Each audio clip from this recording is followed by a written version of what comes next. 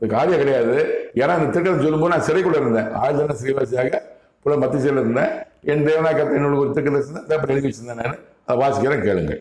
17/12/2016 என்று புழல் மத்திய சிறையில் ஆயத்தன ஸ்ரீவாசியாக இருந்த என்னிடம் என் தேவனாய கர்த்தர் கல்லூரி திருக்க தரிசனத்தை இப்போ நீங்கள் கேளுங்கள்.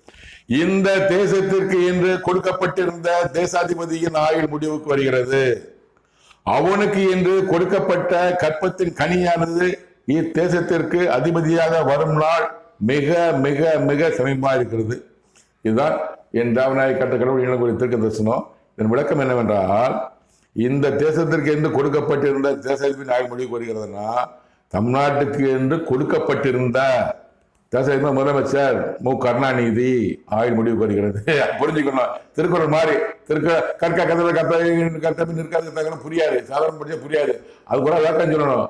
காக்கா வரைக்கும் காவாக்கார் சோகாப்பா சொல்லி